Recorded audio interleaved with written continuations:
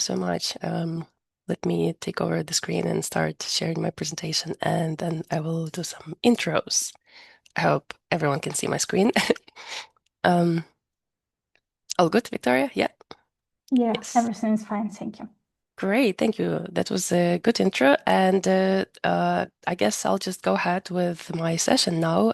Thanks everyone who joined, and please feel free to ask any questions in the chat and share your experiences about, any of the topics that I will be discussing today. I had an unlucky opportunity to get sick this last few days, so my voice might be kind of breaking up a little bit. I hope that won't be an issue. So I'm still recovering, and my voice is recovering. But that doesn't really matter because we are here to talk about, these topics, to talk about the content. Um, so yeah, I hope that my voice will not bother people too much, and they will be focusing more on the content and the topic that we are discussing. Okay, so just quickly about myself. I am Natalia. I work at AWS. I've been here for just over 9 years now. Started in support, and then I was like a technical account manager, worked with customers on enterprise support with large enterprises. And for a long period of time, I was like a specialist in cloud operations and cost optimization. So those are really my favorite topics to talk about. When I talk about architecture best practices with customers, I always try to approach it from the perspective of how to build cost-aware architectures, how to build cost-aware designs. So yeah, I will have some examples about that in my presentation as well. So the topic of my session is mastering the art of architectural trade-offs with the science of AWS well-architected. Let me know in the chat who's familiar with the well-architected framework, who has ever done well-architected reviews, who knows about the pillars. Before we get to the agenda and the rest of the content, let me see. Oh, yeah, we have some people that are familiar. Okay, good. Some others are not too familiar. Okay, great. I will talk about the well-architected. So hopefully by the end of the session, everyone will have a better understanding of what it is and why it's important. Um, Yes. So in terms of the agenda, first of all, I will briefly kind of touch on the topic of the architecture challenge, how we build in the cloud, which challenges customers face when they build on the cloud, and how well-architected framework can help solve some of those challenges. Then we will dive deep a little bit into this art of architectural trade-offs. How do you make architectural decisions? How do you decide between things like security versus agility, or security and governance and control versus agility, or performance versus cost, or high availability versus cost? So it's always about trade-offs. So we will take a look at that a little bit then. And also, I'll have some examples how we suggest how we want customers to build like the frugal architect. If you're not familiar with the term of frugality, it's about building more with less. It's about being efficient. And yeah, no matter kind of which best practices you follow, I always say that you always need to think about efficiency when you are building on the cloud. Well, and on AWS in particular. And at the end, in the summary, I'll have a couple of examples of like practical takeaways, the types of questions you could ask your teams when you have like your next architecture discussion, some examples of tools that you can use and techniques and mechanisms. So hopefully by the end of the session, you will have some good takeaways that you can bring to your teams and keep building great products, great workloads and great applications on AWS. Now, so here's this modern cloud dilemma. You're architecting a workload. It can be a new workload, or it can be an existing workload that you are trying to improve, maybe re-architect or change something, make it more efficient. And there's always a lot to consider. Um, you know, you probably heard this kind of requirements like we need to make it secure, we have to implement it fast, it has to be cheap, it has to be highly available, and of course sustainable. So how confident are you that those systems that you are building, they follow best practices for the cloud or best practices on AWS. Hopefully, most of us can say yes, because, after all, we have great people in our teams. So we build great workloads. We take all the best practices into consideration. But when it comes to moving fast in this, well, obviously, fast-moving world of the cloud, we often have to make decisions and often need to make trade-offs. So let's see in terms of how we approach it. So as I said, architecting is always about trade-offs, and the question should be not whether you should be making those trade-offs or not, whether you should be implementing all the best practices and just potentially delaying your release or potentially delaying the launch. But the question should be how to make them wisely. So throughout the session, I will be referring to a few examples like, okay, how are you approaching your goals, your business objectives, or, what is it that your workload or application is supposed to deliver? What is the value to the business? What could be the technical constraints, whether it's related to the skills and knowledge of the team, which resources and tools you have available, and budget, of course, and generally resource reality, again, whether it's time and people or whether it's like actual capacity, availability of services and tools. So all of this things have to be always considered as you're kind of building or improving your workloads. Um, and whenever you look at those workloads that you are building, so can you actually answer this question? Are you well architected? Are you confident that you're following those practices? Are you sure that you are building this with kind of right best practices in mind? And you're kind of linking those best practices to the business objectives and the outcomes and the value that that workload is supposed to be delivering. But this is why a well-architected framework exists. It can help you answer this question, so that you should feel then confident about like the details of your workload, and the framework can provide architects and engineers with this kind of consistent approach for evaluating the architecture designs and for learning about best practices and applying them in your applications. So what it is really about, it's about key principles, well, best practices and design considerations for building scalable and secure and reliable and efficient systems on AWS. Now, I see we have some action in the chat. Let me take a look if we have comments or if we have any questions. Okay, yeah, I see that people were commenting that they might be familiar with well architected, but Bodan, is it that you mentioned that you're familiar with it, but you are not quite well architected? Well, that's okay. Actually, in the well architected framework, we have over 300 best practices. And well, it's a bit of like a spoiler alert. It's practically impossible to implement them all at the same time. And which is why this whole concept of architectural trade-offs exists, and understanding how to balance between all these different pillars, it's actually important. Being well architected doesn't mean that you have to have all of the multiple hundreds of best practices implemented. It just means that your workload needs to be delivering the value to the business. It needs to be delivering the value to your customers. And you need to kind of fulfill the main foundational requirements. Again, depending on the requirements of your business, could be security, could be cost, could be reliability. So yeah, that's just to respond to the comment that your workload might not be well architected. But anyway, let's go back to the framework. So the last year, well architected framework actually turned 10 years.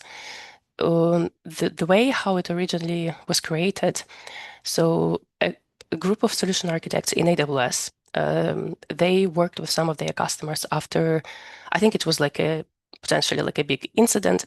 I don't remember exactly, what happened, but I think it was like an incident. And then those solution architects started discussing with their customers, well, AWS customers, okay, how can we make sure that you build your workloads in a better way, that this doesn't happen again, that you build more efficiently, that you're, highly available and more secure.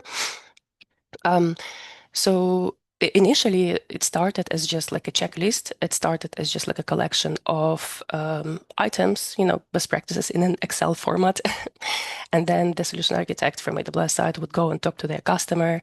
They would sit for like a couple hours and talk about their workload, go through that kind of checklist and see, okay, are you following this best practices or not?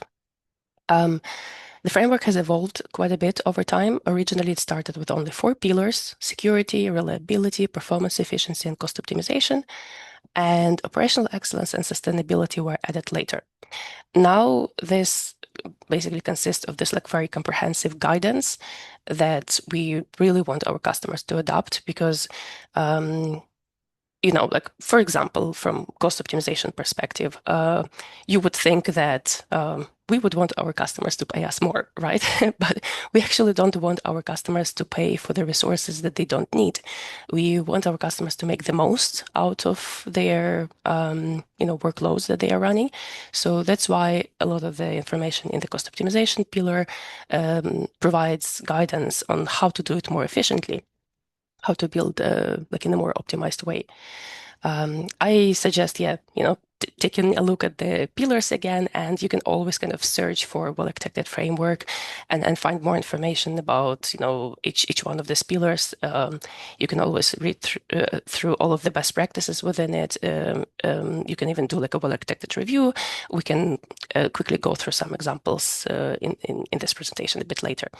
Um, so yeah, and sometimes we even run like quite lengthy and like enablement sessions with customers. So if you're interested in that, you well, you can ping me. We can talk about it later. Or ideally, you would have to reach out to somebody from your account team or somebody that you work with from AWS. Could be your account manager, solution architect, technical account manager that you might be working with, and they can help, provide some more guidance and enablement on this best practices.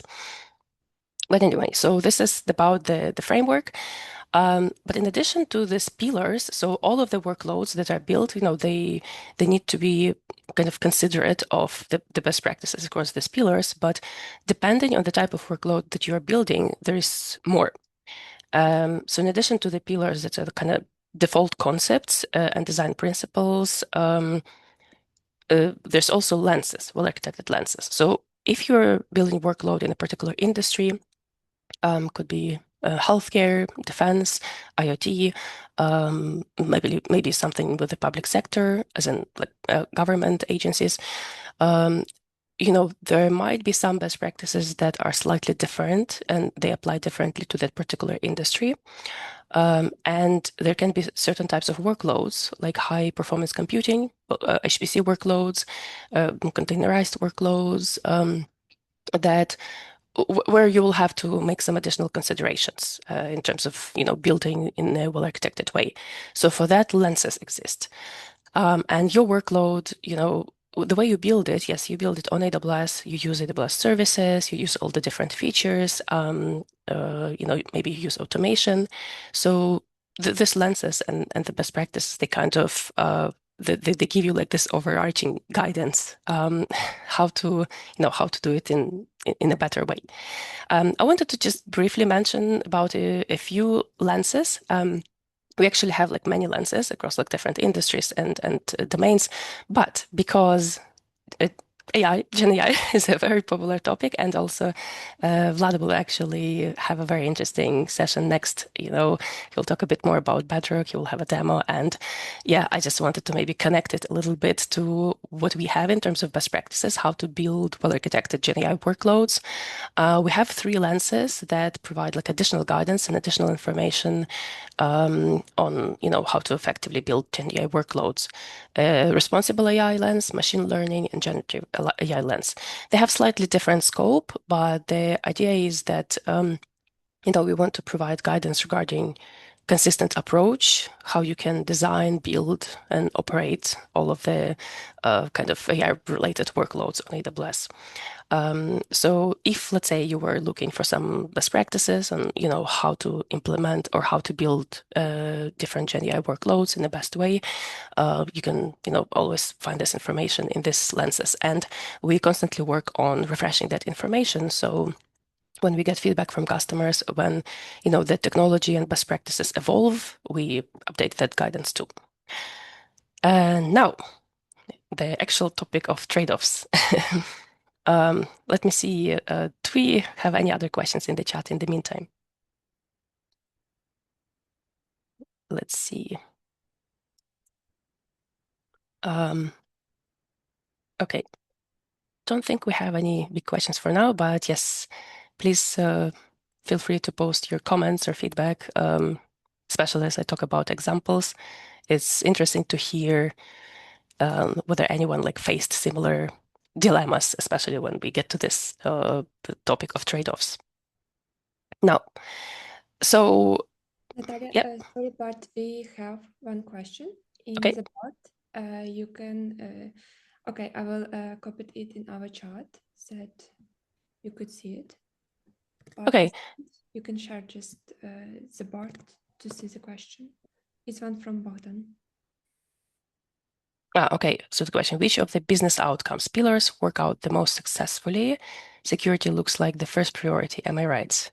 Okay, that's an interesting question. So yeah, and for just going back to the pillars, this is a very common question I get from customers. Like all pillars are important, but which one is more important? So that really depends.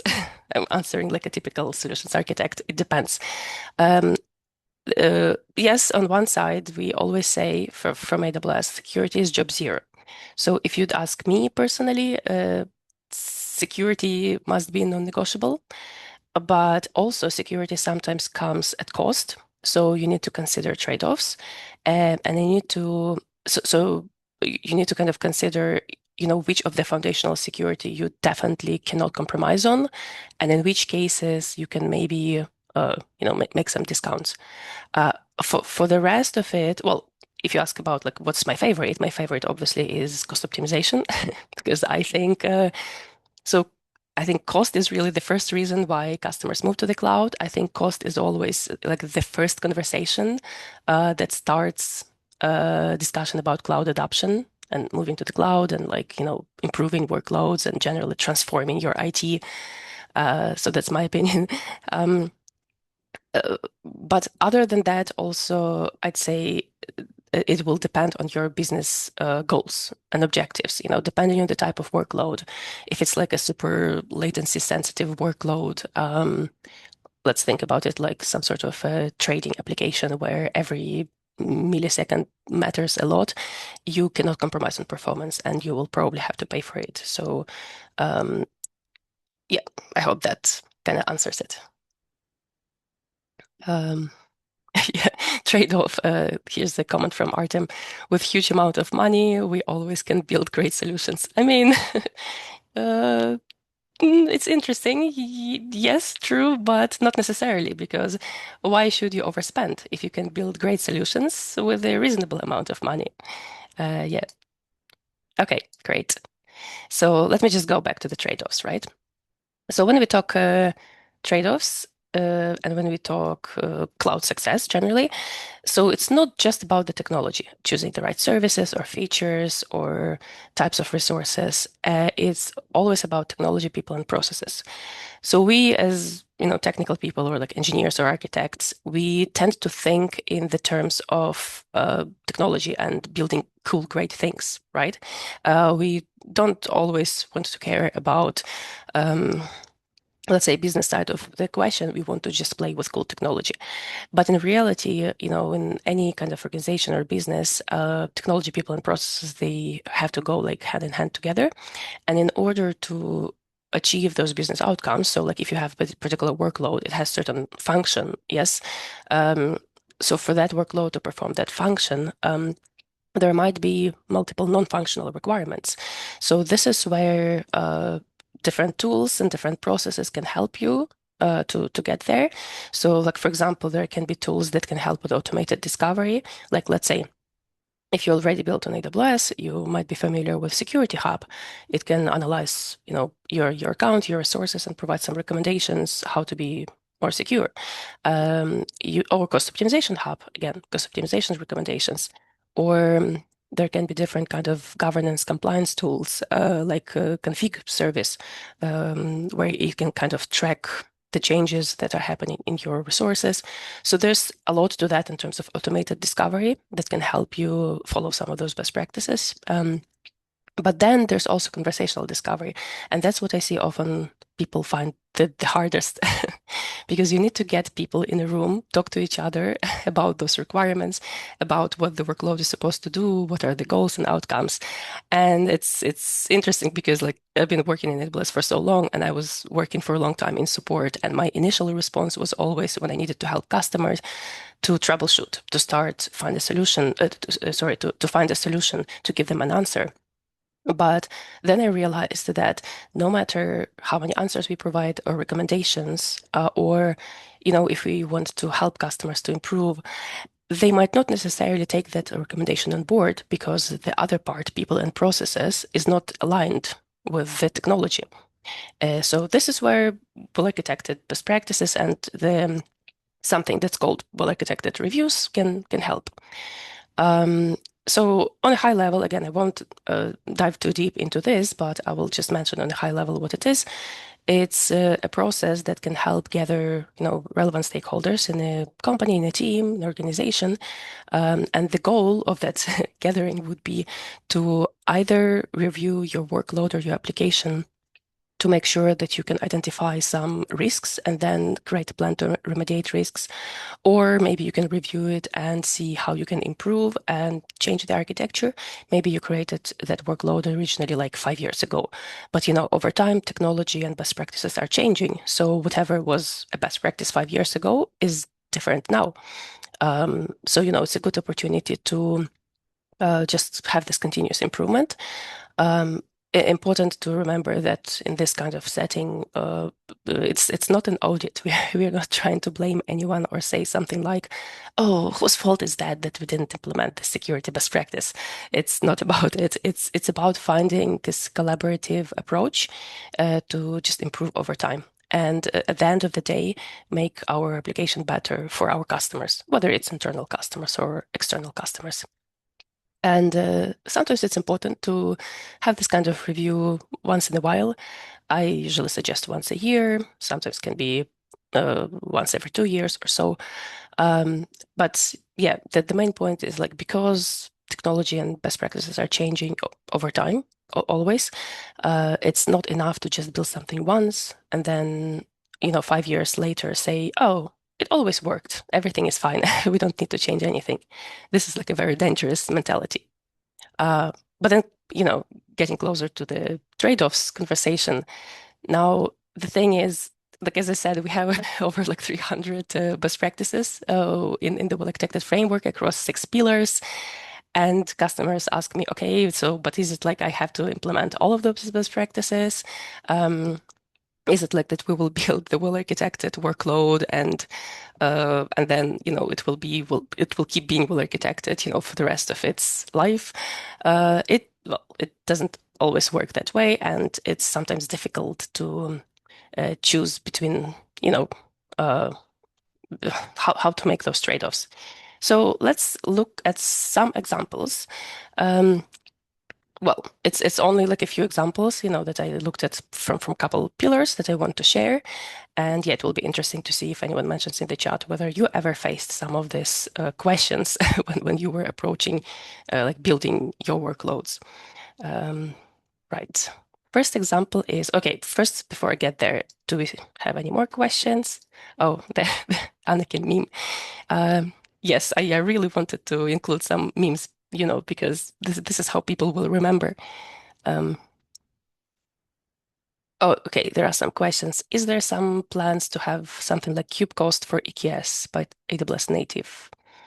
In case if you have shared Kubernetes cluster and you need to show your teams how much they over requested pods and how much it really cost. Okay, So for EKS, so there's this feature called Split Cost Allocation Data, SCAD.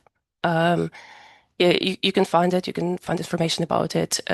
So that feature can help you, with the help of like tagging, to connect. No, sorry, not to connect, but to see cost, like at the pod level, at namespace level, and it can see also it can help you see like utilization as well. So yeah, in short, so there's a feature that can help with that. And if you haven't heard of it, yes, split cost location data. Yes, that's the link. Thank you.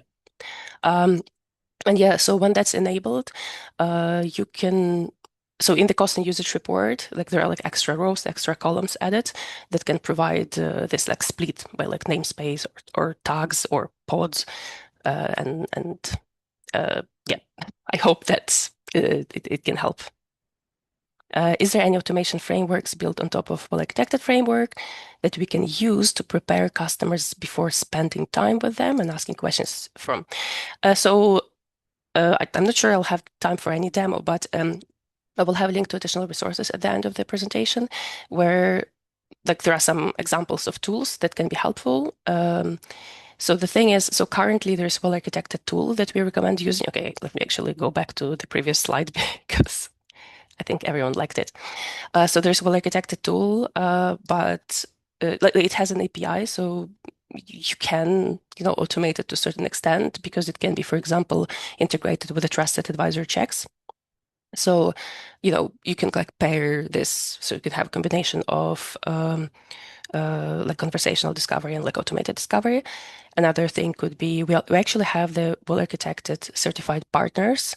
So a lot of those partners on our well-architected partner program, they also have their own tools that they can help run the review, create some remediation plan, and then, create or help move the customer to like the next stage of cloud adoption as needed.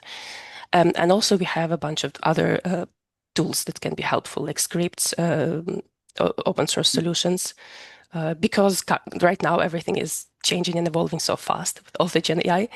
Um, it's possible that in 6 months' time, the whole tools landscape might change.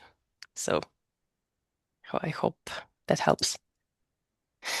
Okay, now trade-offs. Sorry, one Natalia, second. sorry for interruption you. We have additional questions on our board. Can you maybe answer them or maybe we return at the end of your session? Yeah, let's do a dance. So I can't see the board right now because I thought that everyone will be in Zoom. So Great. Okay, thank you. let's take a look. Yeah, we'll come to that at the end. We'll have time. Okay.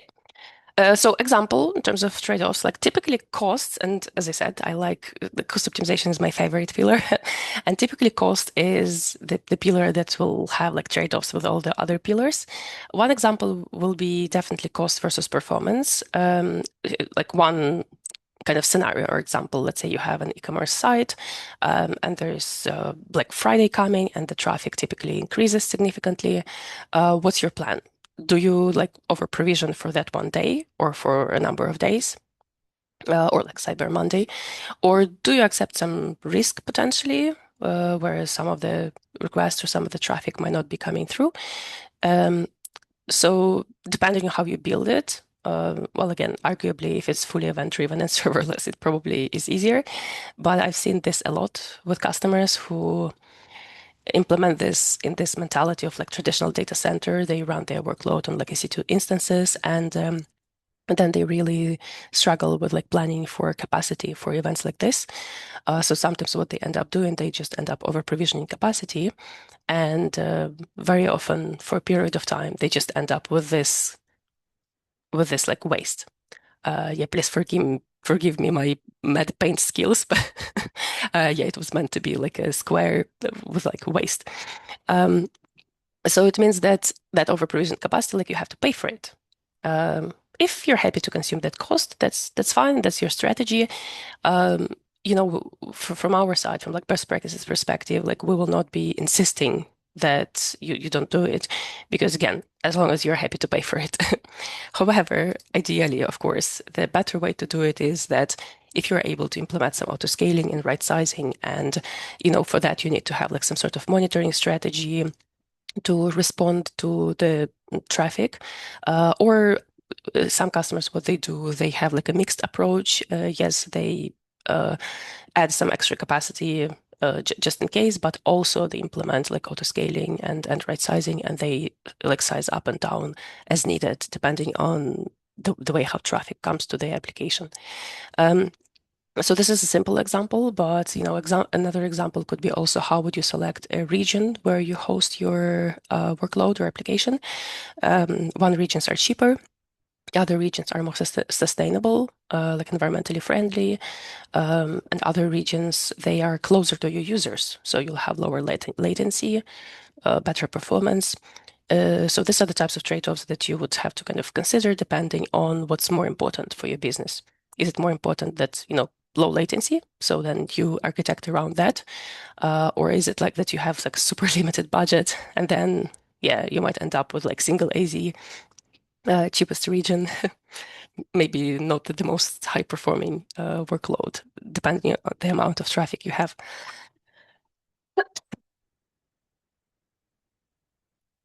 Okay. So another example is reliability versus cost. So this is a typical one where, of course, resiliency, high availability can be expensive. Yes, if you build multi-AZ or multi-region, there's always some cost associated with it.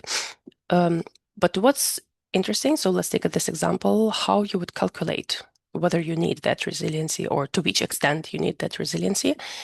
So if your application is like 99.9%, has 99.9% availability, SLA, which means that there is 0.1% that it can be down within like period of 1 year. Or when you add this like extra 9 of availability, how does this translate? What does this translate to? So in terms of hours, on the left side, it means that it's allowed, or it's okay to have around like 8-9 hours of downtime per year. And sorry, in the next one, it will be just below 1 hour of potential downtime that the system can allow or like withstand. And the main question that you would ask here, like what does that downtime would actually cost to your business? So as I said, you always kind of refer back to those business outcomes and requirements. How critical is the workload? And then you decide how you design for that, and how much, of course, you're willing to pay. Now, security versus cost. So there was a question on like the importance of security pillar. Yes, we do say that security is a job zero. It's non-negotiable, and especially for the foundational best practices that everyone definitely needs to implement.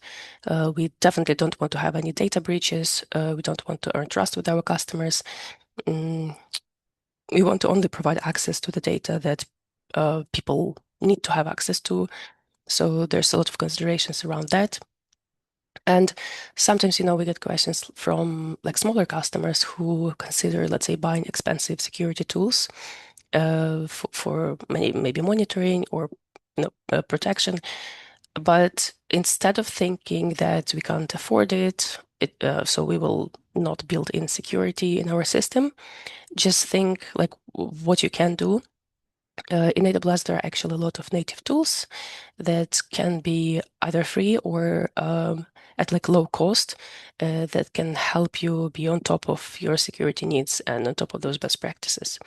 So it's not that you can't afford security. It's really the foundation that you have to build in, or, as we say, shift left approach. So everyone needs to think about security, especially some of those foundational best practices when they are building in the cloud. So it's not either or. It's more like how do you do both at a reasonable trade-offs. And one more example, operational excellence. So what operational excellence is about, it's more like about people and processes.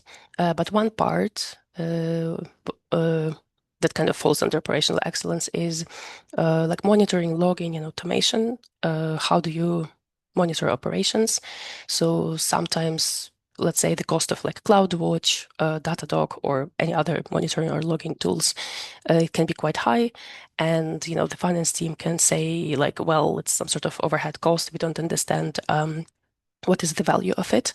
So when we do a little bit of math and the way how you would, again, decide how to make or the way how you make the decision or how to justify the investment in potentially in like monitoring, logging, and automation. So think about it this way. So you might have to pay, let's say, a six. Okay, I think that's wrong. It was meant to be 60,000 a year. So yes, it's 60,000 a year for like monitoring kind of and logging. If potentially some incidents happen and you don't have proper monitoring and tracing in place, you have a certain amount of hours downtime, and then this costs your company some money. It happens several times a year. You can like estimate that, okay, you could lose like 150,000 per year.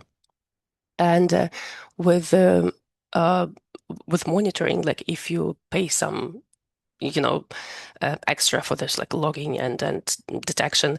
Um, Even if those downtimes happen, it just can help resolve issues faster.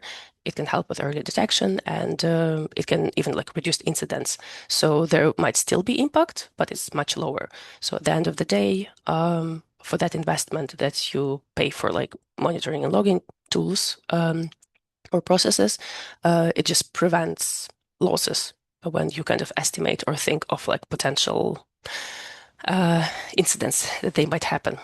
So, yes. And the last one is sustainability.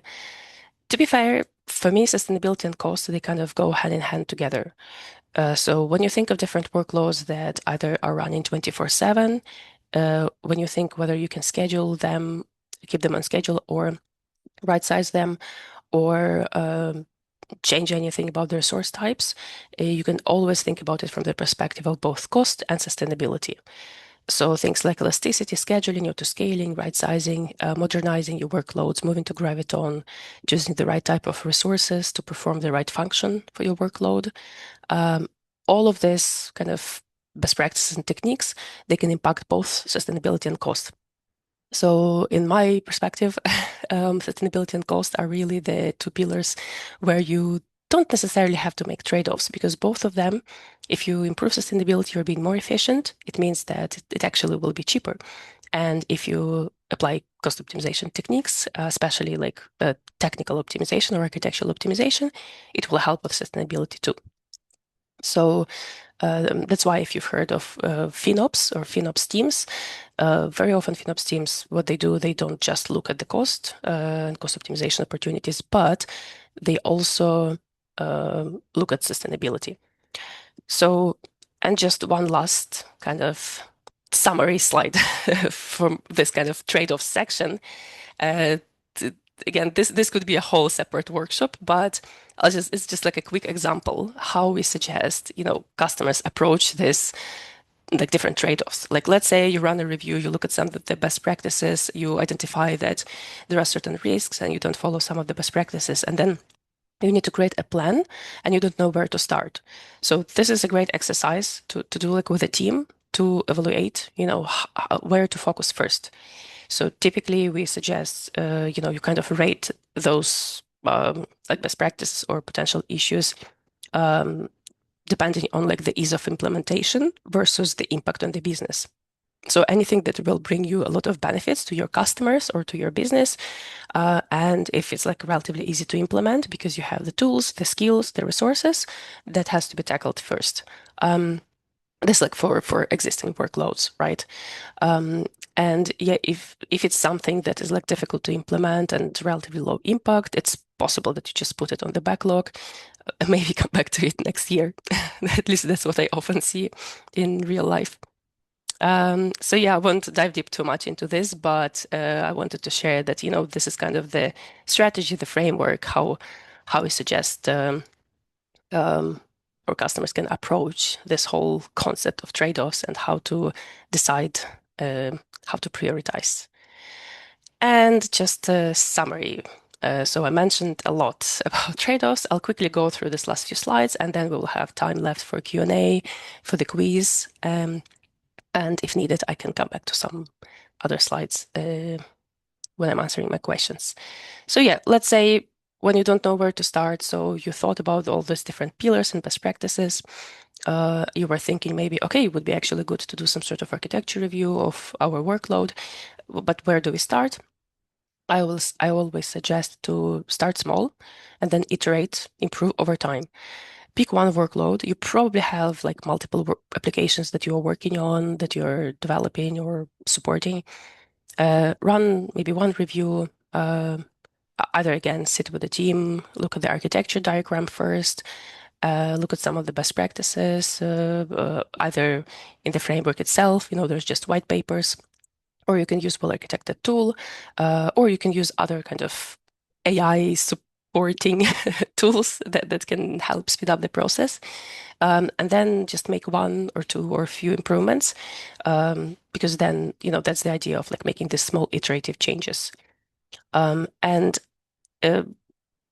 again, like if you don't know where to start. So here are some example questions that can help you decide how to make those trade-offs between different pillars and best practices.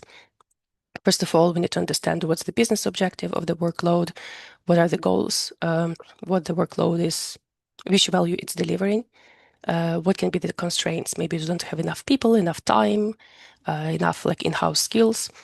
Then what's the risk if we don't get it wrong or if we delay something? Is there a monetary risk or is there any risk to our customers? Can we actually implement something fast and then iterate and improve over time? And how exactly we are going to measure success? Because as I said, at the end of the day, the trade-offs are always about, how urgent it is, how much it is of a risk, and which business impact it will bring. And a few more questions to add to this kind of decision template or like architecture discussion framework, just for your references. So as you're deciding between, what to implement first, so always think of things like what happens if it fails or if we have a downtime, how much it actually costs us per user or per transaction. Don't just look at the infrastructure cost as in EC2, RDS, Lambda, SQS, just the services. Think of that cost, how it translates to the actual like business value or business metrics, like cost per user, cost per transaction, cost per pizzas delivered. Um, then can we test some assumptions with small experiments? What would we do differently if we started today? So that's a very good question to ask, especially when customers say, "Oh, it's always worked that way and it's great, and we don't want to change anything." It never fails. Well, it never failed yet, but you never know what might happen in the future, especially if you don't improve the workload over time. And it's very likely that if you were building the same workload today, you would very likely do it differently. And of course, how does this align with the business priorities?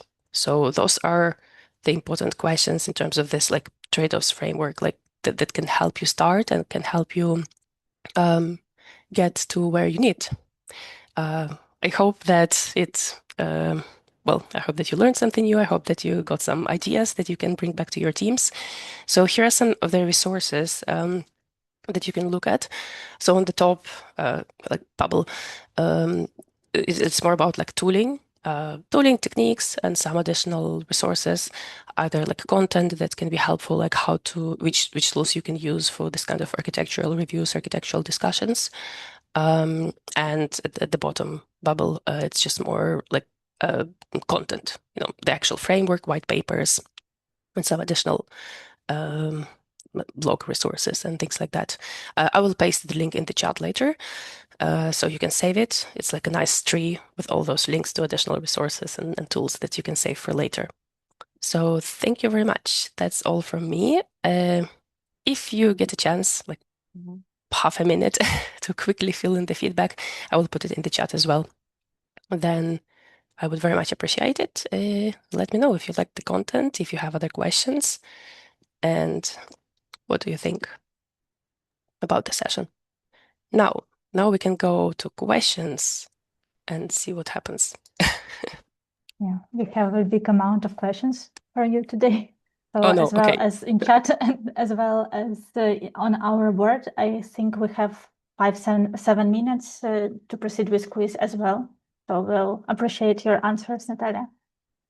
Okay, so how do we do quiz? Is it like real time or how do we run it? Yeah, it will be real time on Kahoot.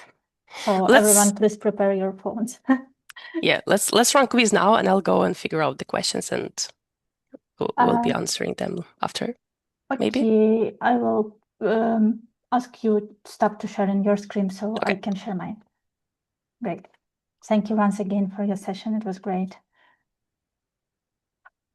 So you can see my board now. So let's host live.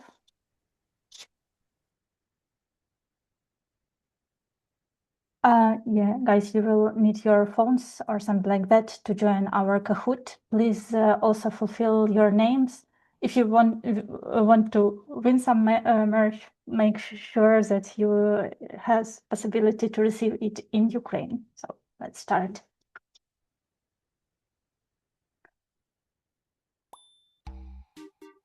So you can join with the pin on Kahoot, or you can just scan the provided QR code.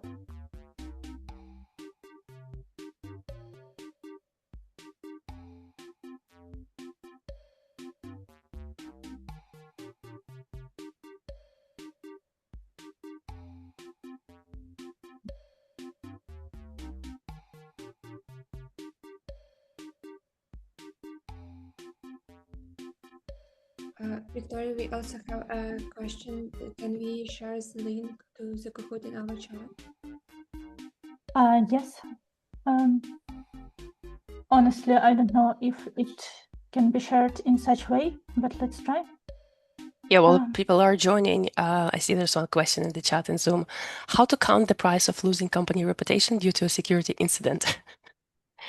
That is a good question, and that's generally something that you'd have to discuss with like a few different stakeholders in your organization, because when you consider, let's say, maybe buying specific security tools or using specific security services, and when you have to justify, why you need those services and how you need to implement certain security best practices, this would be the justification and reasoning to explain to those stakeholders why it's important. Because, if, let's say, a breach happens, like a data breach, it's something that your kind of legal and finance team potentially might have to estimate in terms of the impact on the company. But this is definitely a type of question to discuss with like relevant stakeholders as you're building the well-architected workloads. My favorite part when people start asking you security questions during this well-architected. I feel proud. Yeah. Okay, I think that's all. If everyone joined, we can start. Let's go.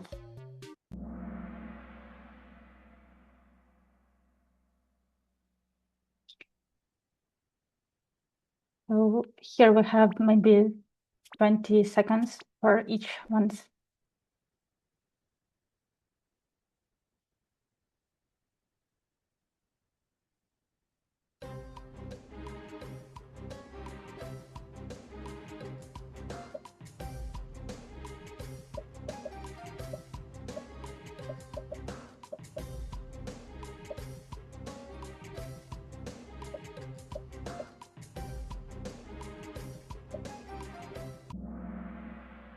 Wow. Mostly everyone are correct. So let's Yay. our board. Bogdan is leading now. Let's go to the next one.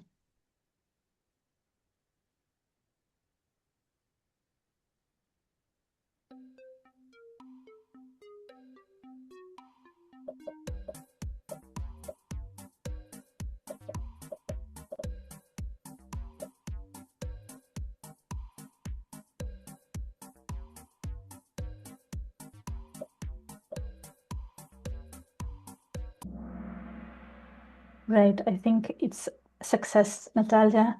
Someone joined that was not familiar with well architected at the start, so we have a nice result. Nice. And well, at least somebody's listening.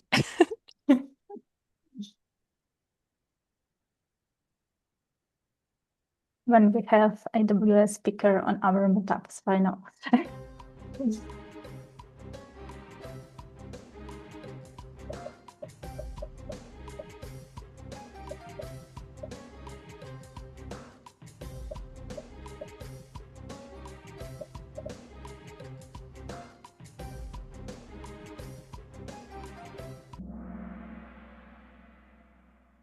Great. We still have. This seems to I be too think- easy. No, just everyone listening you. Fine.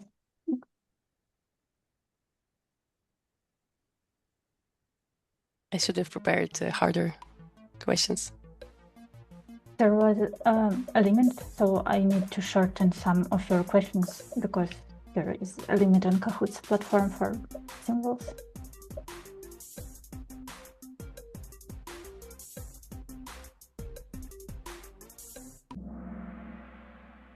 Right, but it also includes time you're answering, so I think. Yeah. Oh, we have bonus question, is it? The end? Oh, it's fifth now. Okay.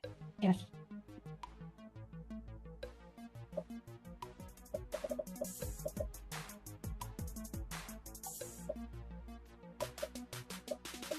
About CO2 is my favorite.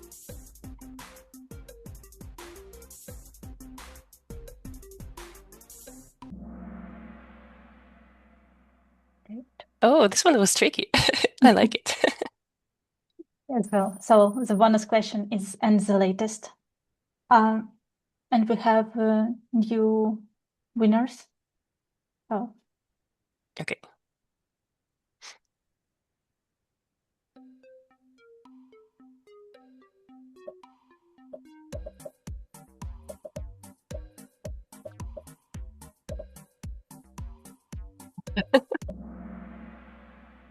Why nobody choose I impressive like the answers? answer.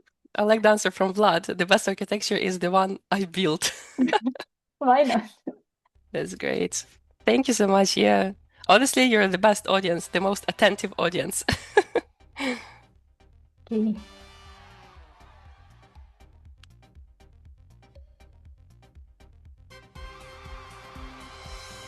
Now we need to identify Bill. So, okay. Let's stop sharing. So Yeah, we have those about 5 minutes for like some Q&A, right? While yeah. okay, because I was reading through the questions. So some of the questions I might like copy and paste them in the Zoom chat later because maybe I won't have enough time to answer all. But in case I run over like 1 or 2 minutes, I hope Vlad will not be too upset. So uh, let's see. So I will skip first question and come back to it later. The fintech company that is using specific services, like which kind of principles and pillars and best practices would you recommend focusing on and why? So this is a very loaded question. So let's see. Maybe I'll come back to it later.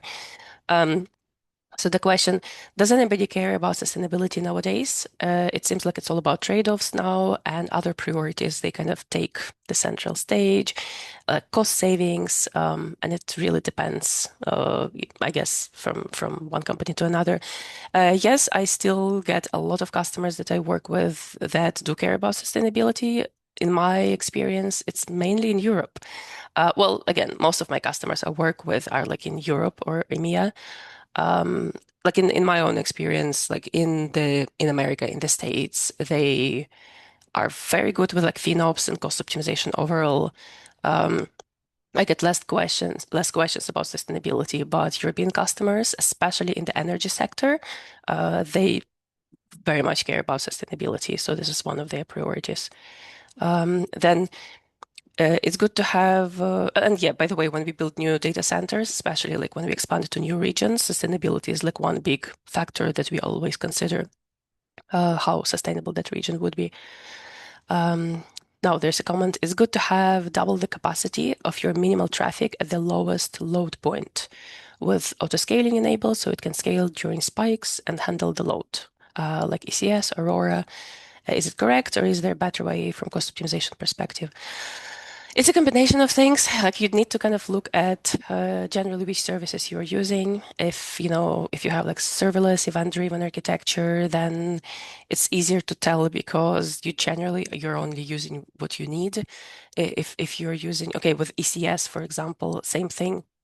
You can still potentially over provision if you're like using it like on EC2 instead of like Fargate. So you still need to think about those like techniques like right sizing and auto scaling.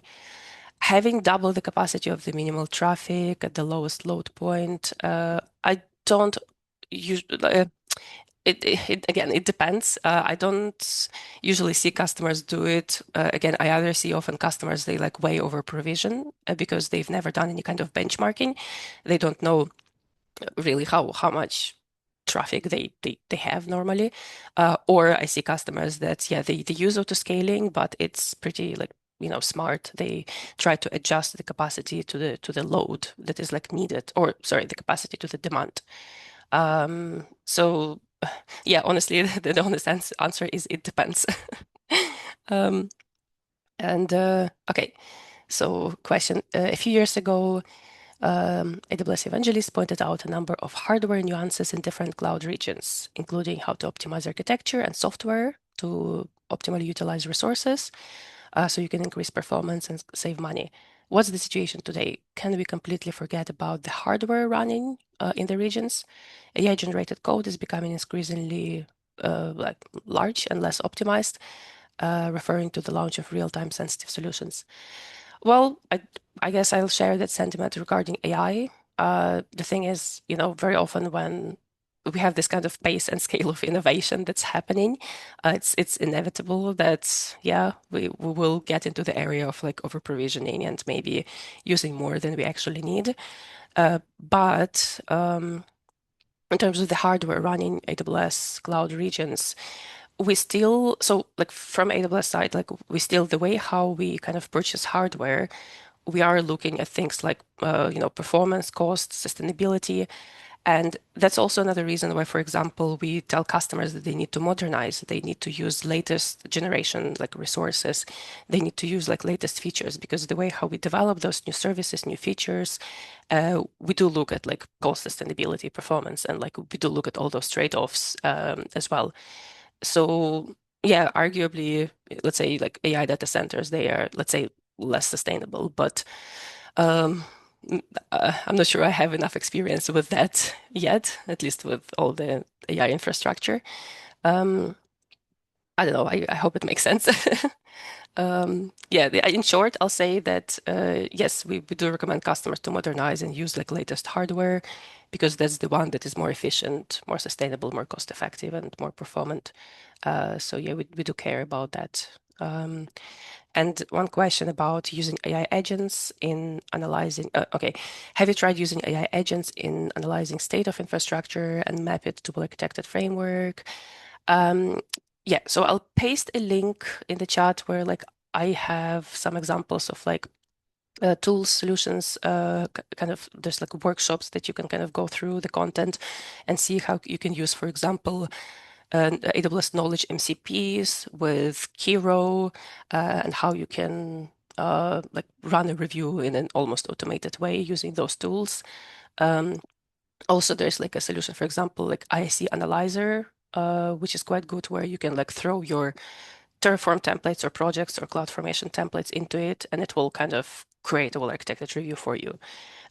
You will still need to have a conversational discovery with your team, but to a certain extent, it can help automate it. Yeah, I'll try answer some of those questions in the chat as well. So I think we can now maybe pass it on to Vlad. I tried answering as fast as possible. Thank you a lot, Thank you all. Natalia.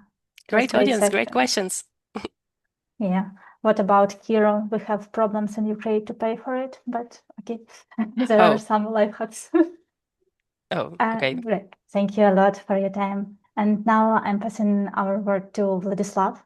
So let's go. Thank you, Victoria. Okay, let me share my screen.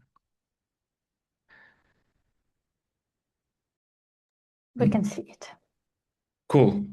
Now, as we all know about the well-architected framework and how important it is to take it into consideration building any kind of systems within AWS, my focus will be a bit more specific on building agents with your data on Agent Core.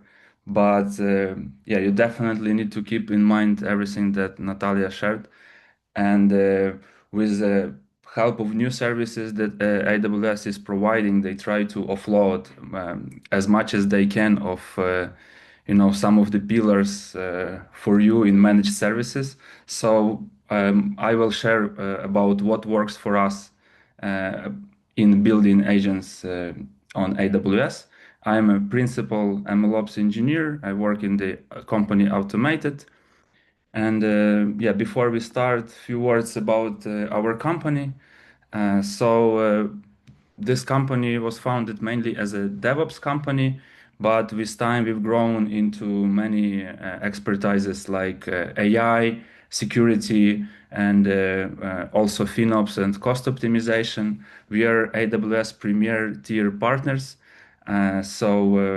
We work closely with AWS and we have a lot of competencies from AWS, which means that our expertise is validated by AWS and AI in particular as well. And also we have a lot of certified engineers in our company and around 10, I don't remember exactly, but around 10 of golden jacket owners. That means we have engineers who own all the existing AWS certifications. Before we begin, few words about myself. I have more than 9 years of experience in ML, MLOps, and AI. I started as a data annotator and then switched to computer vision engineer. So when I started deploying models, learned a lot about DevOps, switched to MLOps when this became more mature and like a separate role. Tried to be a solution architect, but I always say that I was missing to make my hands dirty, so I came back, and now I'm here in Automated, and also I have some other hobbies except AI, but will not focus on this today. Uh, okay, so moving on to our main topic, I wonder, similarly to like Natalia asked, maybe if you could put plus in the chat if you are building agents or if you ever build an agent. I'm trying to find where my chat is. Okay, I see. I see. Okay, several pluses. Not too many. That's good.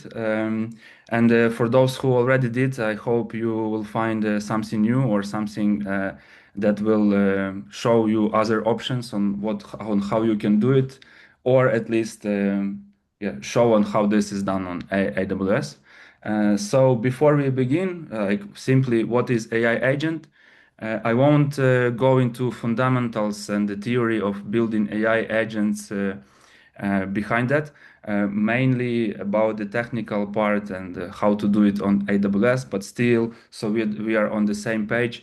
AI agent, what it means is basically a model acquired with tools, that it can use in order to solve a task in agentic loop. So it can reason, it can observe, understand, if reflect if it has to do something else. And in agentic loop, the model is using tools in order to solve the task that you gave to it. And in order not to make it run forever, there are other techniques on how to stop this loop. But basically, this is how you can think of it: is that agent is a model plus tools, and they work together to solve your task.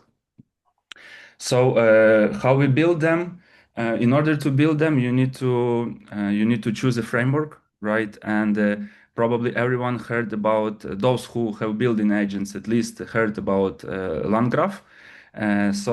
Strengths Agents is an AWS open source project.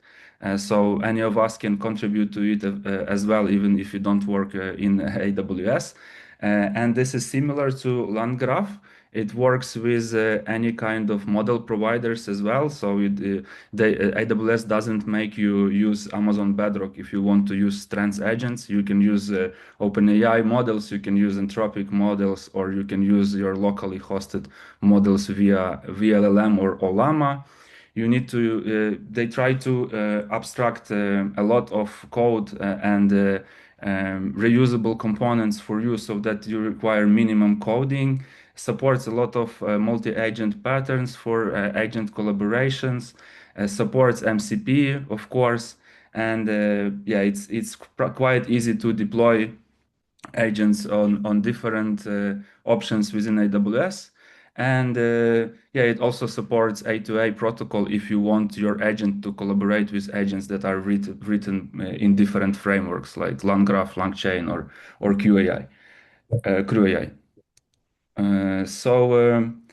Strands agents give you ability to build tools, and there are like several options about how you can build those tools. First of all, the most common one is you can define your custom Python defined tools. So what you have to do is to import the decorator and use this tool decorator on top of your function, and your agent can use it. There are also community built tools. These are like pre-built open source tools that you can use out of the box, and there are a lot of tools that cover like common use cases like web search or file operations, and you can just import them and use as is. It also supports MCP, so you can use different MCP servers and provide tools from them to your agents. And also it provides agents as tools feature. I really like this feature, and it allows you to wrap other agents as tools and provide to the main agent, so it doesn't know that it's actually other agent, but thinks of it as a tool. So now we will go through some patterns and their code examples on how easy it is to build it with strands. And we always need to start simple, right? So the simplest pattern is building a single agent with tools. And as I said, in Strands agents, you can use either custom or community build tools. So for example, there is the Strands agents library in Python that you can install, and there you can find community build tools. For example, HTTP API tool that can run, that can call HTTP, fetch HTTP requests. And for example, custom build, like decorated with a tool decorator. And then we use agent class, and we provide tool list to our agent, and then we can ask questions about it. So agent will decide which tool to use to answer your question. This is the most simple implementation. More complex one is, as I already mentioned about it, it's agent as tools, and it's also famous a pattern called supervisor or orchestrator pattern, where you have a main agent, like an orchestrator agent, that calls other agents depending on what they can do. And these other agents are specialized on specific tasks, and they have their own tools inside. But our orchestrator just redirects tasks to them, and it can use multiple agents in order to solve your task. Similarly to like tools, so you can define your agents, but then you can wrap your agent invocation function as a tool, and you can provide it in the same list of tools to your orchestrator agent, and it will call other agents instead of tools. Why is this useful? Is because you can use simpler, cheaper models for specialized agents when they are focused on some specific task, and only a more expensive, complex model in order to properly orchestrate tasks. So this is one cost optimization, but also performance. If you write a single agent plus tools and your tool number grows to a big number, for example, 30 to hundreds, your model can be confused on which tools to use, and it can take more time and be inefficient in some tasks. So decoupling tools into agents is a good practice. Then there is another pattern called swarm. So this pattern differs from the previous in the way that there is no orchestrator. There is no responsible agent that will redirect your tasks between other agents. So you define a number of agents. Here we have 3 agents. They all have their own different tools, and they are combined into a swarm. And there are more parameters in this class, so you can define with what agent to start, and then agents will hand over the tasks between themselves until they think the task is solved.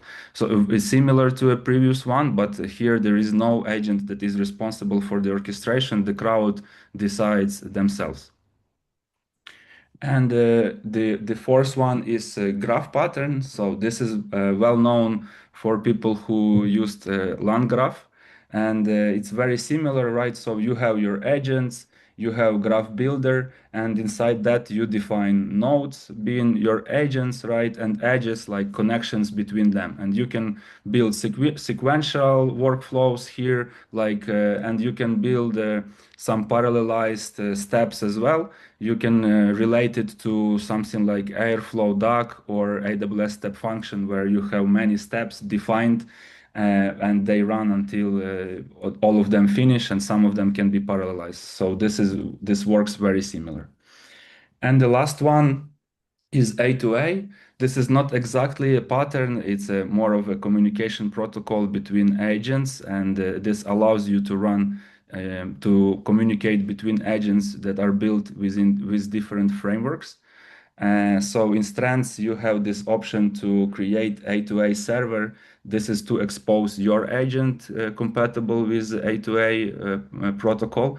And you can also connect your client, A2A client to existing agents and use them in your system. So here we have like a simple example agent, and we run serve in order to expose it.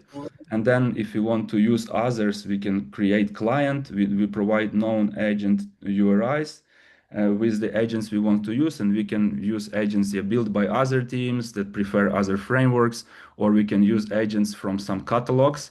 And these catalogs can have common agents, and we don't need to rewrite it again, right? So this is how you can use A2A. And so now let's imagine that we chose a proper framework. Maybe I recommend everyone to start with a single agent plus tools. We build the prototype. It works locally on our laptop. It's calling Amazon Bedrock, or it's calling OpenAI API. Doesn't matter. I'm happy with the results. I've shown this to some management, and everyone is excited, and we want to deploy it. And we use AWS Cloud, so this is our cloud provider, and we are thinking how we can deploy it properly, right? And this is a time where we will also think about well-architected pillars and so on. And there are many options on how we can deploy, right? Because agents, at the end, they are code. So it can be a Lambda function, it can be a container in ECS or EKS, but all these services, they were not designed for running agents specifically. They were designed for running code.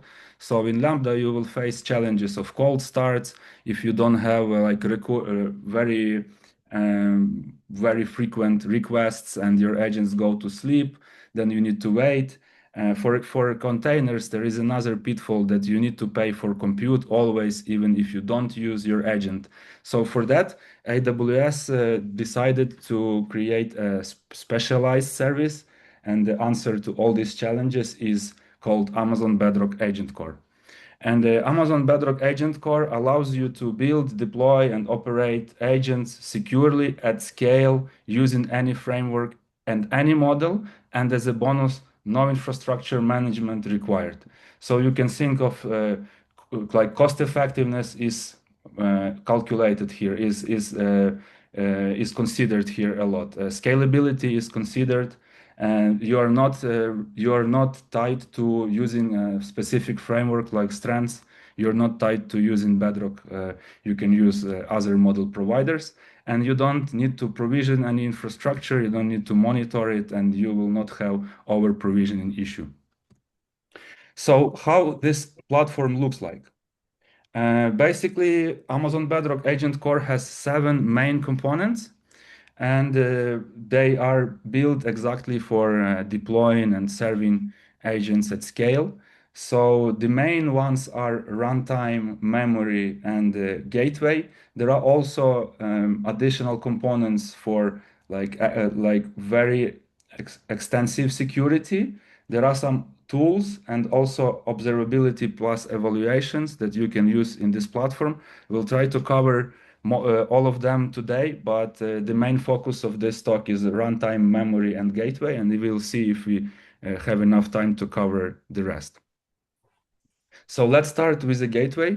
As I already said, so you build your code, you have your code, no matter if it's LangChain, Strands, Crew AI, and you want to deploy it. So you will deploy it if you use Amazon Bedrock Agent Core, you deploy it on Agent Core runtime.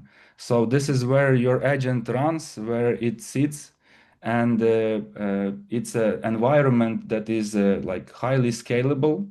It can support very large payloads. It doesn't have timeout limits like Lambda is 15 minutes. You can have long-living Lambdas now, okay, but still it's not working the same.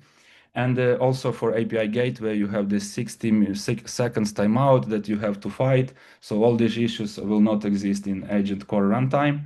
And also it's very secure, so you can isolate it in the VPC. You can use private link, so you make sure that yeah, only expected users have access to it. And deploying your agent looks pretty simple, almost as much as you can see on this slide, right? So you need to wrap your code into an invoke function. It doesn't have to be invoke name, it can be any other name. And you need to install Bedrock Agent Core SDK. Or it can be also Amazon CDK, no matter Python or GS. It can be Terraform as well, but the main point is that you just need like a simple wrapper or a simple decorator over your agent invoke function. And then you don't have to write like a fast API or Flask on top of it. It will, out of the box, it will expose the invocations endpoint for you, and it will also send uh, metrics, open telemetry metrics for observability, logs, and everything like that. So this is the process of deployment, and in Agent Core there are two options on how to deploy agents. Same as for Lambda, you can deploy them either like a Docker image or a zip package. I think the decision criteria is the same as for Lambda. If your dependencies are not too complex, you can use a code zip approach. And if you use something more complicated like Pillow, or as I remember, there were issues with Pydantic, so you can use Docker approach where it will build the Docker file for you, and you won't have any issues with dependencies. And both these deployments end up in Agent Core runtime.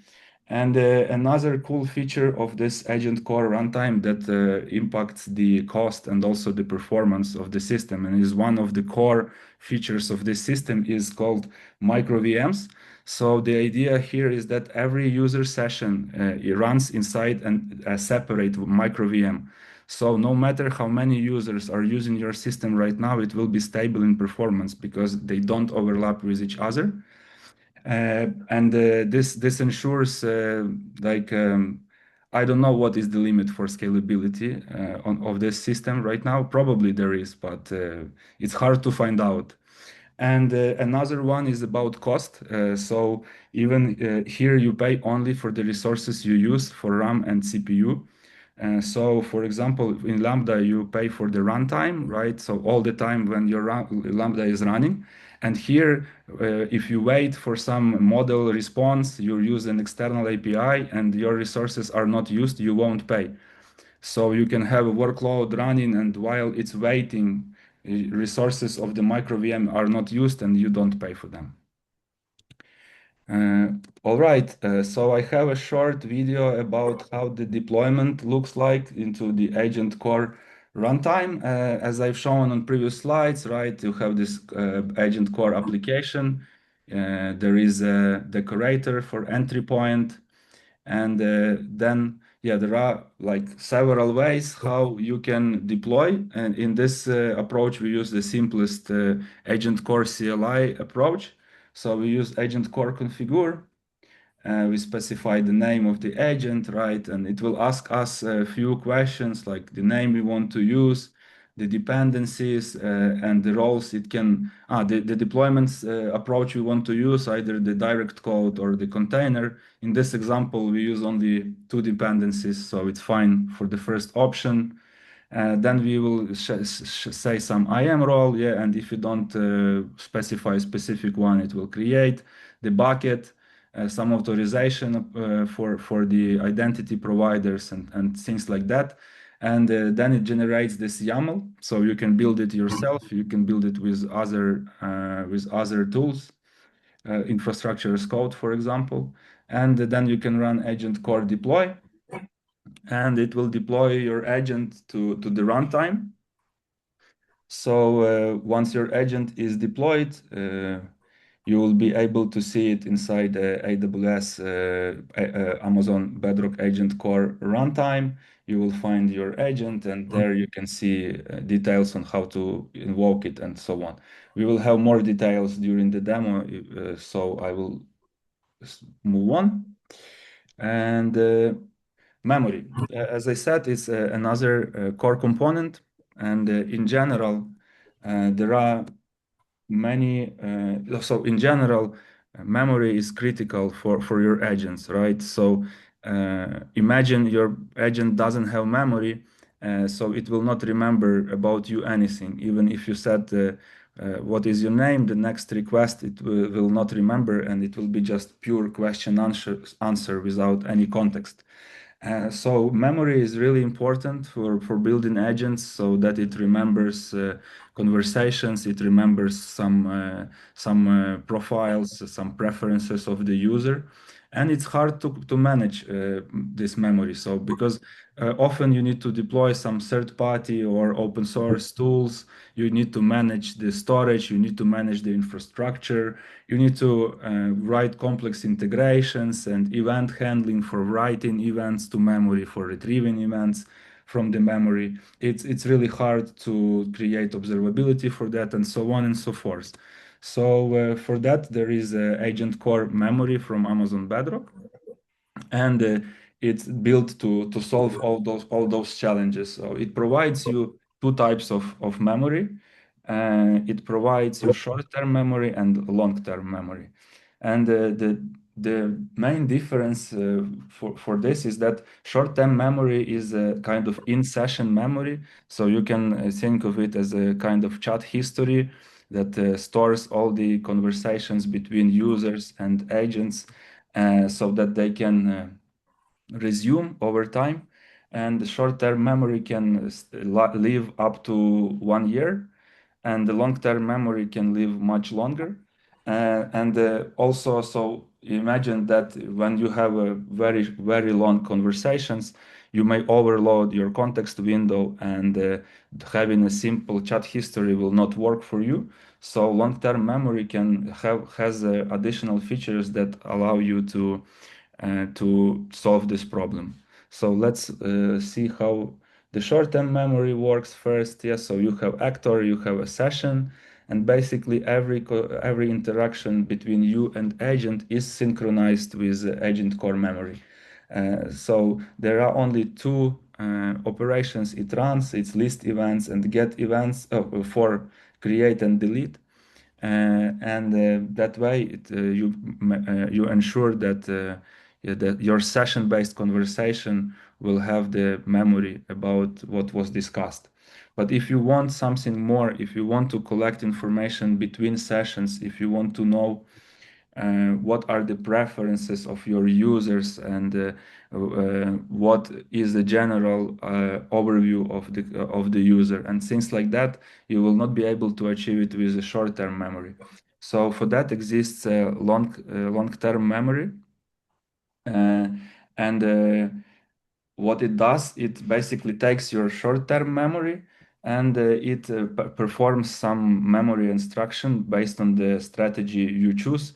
So it takes your memory, does something with it, then creates embeddings and indexing, and stores it in the vector store, which is actually long-term memory. And these strategies can be different, but yeah, the Bedrock Agent Core provides the summarization strategy that will summarize conversations.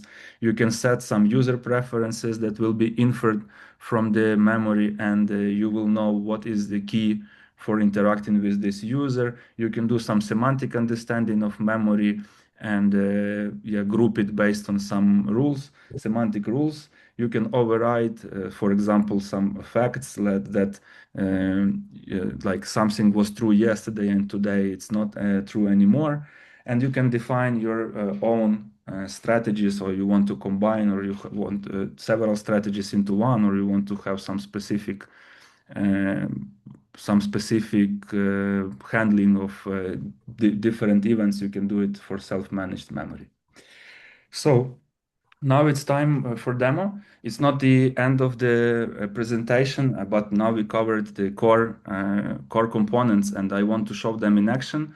And the demo is using mainly those, and those that are after the demo are kind of extra components that not every system will need, but they are also very useful. So we'll try to touch them as well.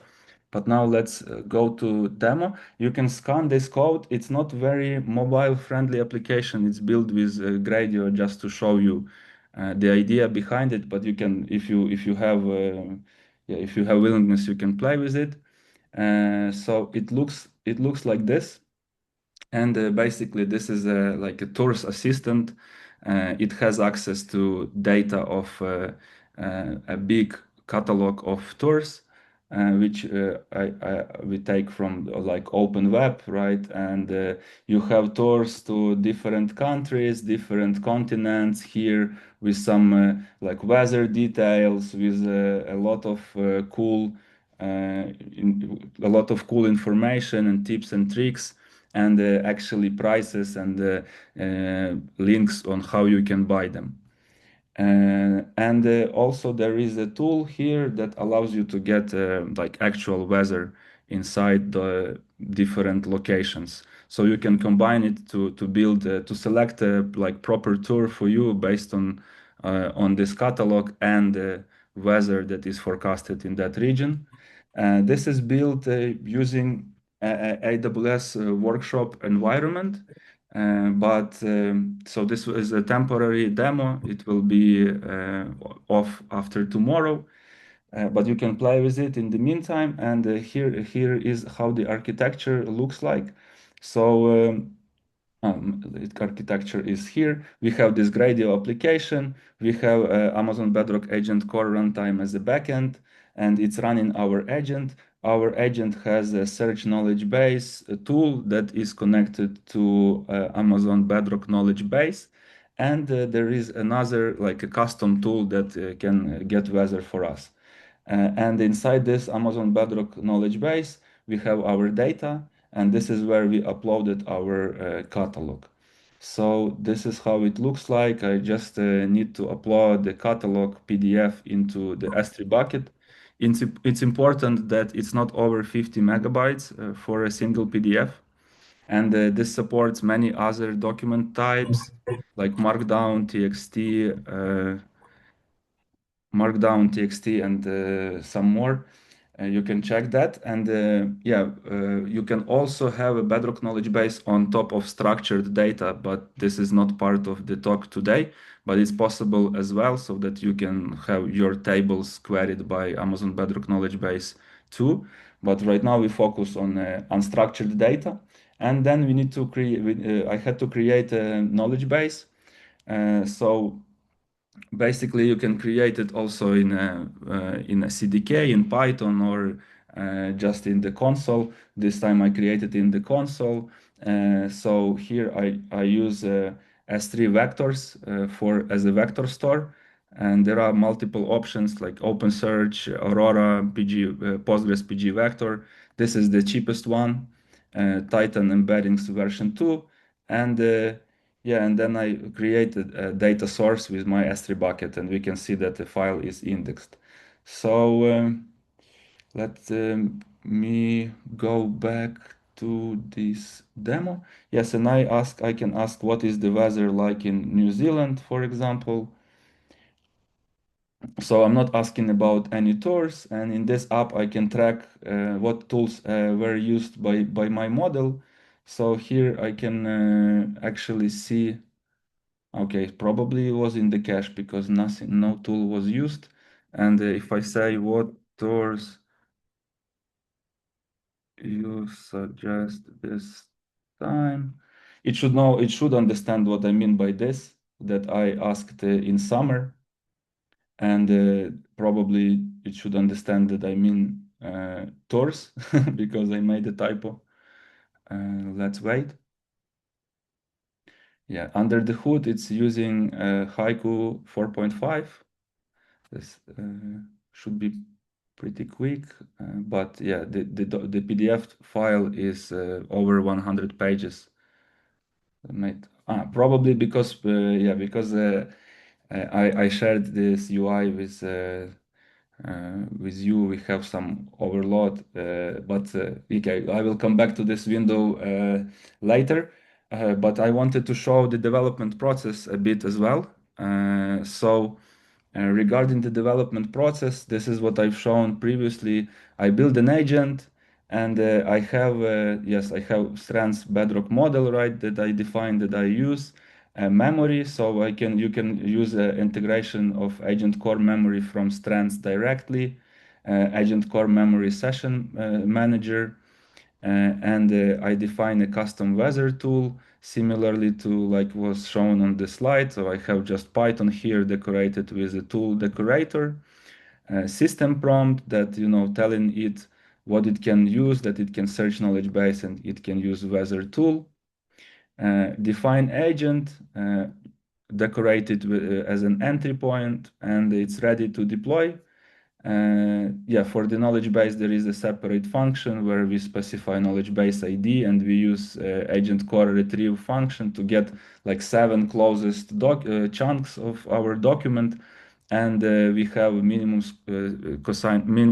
semantic similarity score of 0.4. So if some of them are below that, they will be filtered out.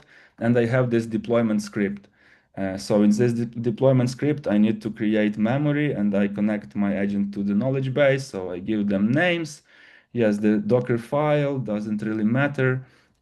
So here I define the memory. I'm checking first if this memory exists. If not, I create it using SDK, Agent Core SDK. Then I have memory ID, so I can deploy my agent. I create a configuration for Agent Core runtime, the same as what you could see on the video, Agent Core configure. This is the same part. And then we just deploy this agent, and we provide environmental variable for the memory and for the knowledge base, so it knows, yeah, how to use it. And when I run the deployment, so I can run this agent deploy function. It checks if there were changes, need to rebuild the Docker, no need to rebuild Docker, and then it's queuing the deployment. So it will create a new version of my agent now. And in the agent core runtime, if I go to agent core runtime, okay, the system was overloaded completely now. But I hope you get the idea.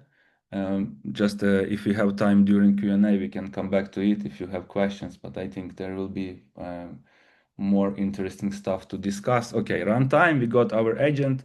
Definitely, of course, I deployed it previously, but as you can see, the new version was just recently updated. I have the endpoint details, I have the observability link, and so on. So, for example, if I want to test it, you can test it as a REST API, or you can test it using Boto. Right now, here I'm using Boto. So you can see the only thing I need is the agent core, agent ARN from agent core. I can take it from agent core here, and I can ask questions to my deployed agent. And the other part is just like Gradio UI on top of this connection with the Boto3 for the agent. So there is no rocket science there. So once we deploy it, we can also see the memory, that the memory was deployed, and we can see that there are some invocations to memory, that we are saving and retrieving events, and we can also check observability. So observability, here we are using CloudWatch. Observability, it's native to Agent Core and it's built in. It's using OpenTelemetry, so you can connect also third-party tools for that. But this is how it looks. This is how it looks in CloudWatch. So you have your sessions, information per session. You can have also traces, and inside traces you can see like what tools were used, how much time each of them took. You can see inputs and outputs, also what was written to the memory, what was retrieved from the memory. So like an overview of entire execution of the request to your agent. So this is how the demo looks like. Now I will come back to the other components, and feel free to ask questions. I hope we will have time to answer them. Let's move on now. So now I will speed up for this rest of the services. So if I don't cover something, feel free to ask questions if some of them is important to you. So this one is also very cool one. I wanted to include it as a main part of the session, but yeah, I don't have this in the demo. I have a short video how it works, so let me speed up. And basically, when you're building agents, yeah, you are building tools, right? And your tools can be very different. It can be connections to third-party APIs, can be knowledge bases, can be other agents, and so on and so forth. And when you build agents, most probably you cannot build good agents with a single tool. You have multiple tools. And then you start building other agents, or your colleagues from other teams start building agents, and you figure out that you need same tools and you don't want to duplicate code. You want to share tools, and it's hard to do it programmatically. So for that, there is a solution, and most of us probably heard about it. It's called MCP.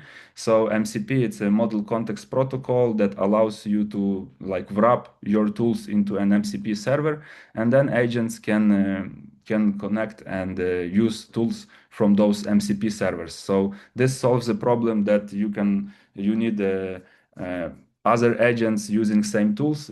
Here you can avoid code duplication by wrapping them into MCP. But still, there are many other problems. For example, we don't know if we wrap something in MCP, we don't know it's in there. If we created it, okay. If we take it from the catalog, if we take it from the open source developers, sometimes we have no idea what is inside. Sometimes there is no authorization in it, or we don't know how our API keys are managed. So for this, there is a solution called Tools Gateway. And this is a concept that allows you to control all the tools, including MCP servers that come to your agents.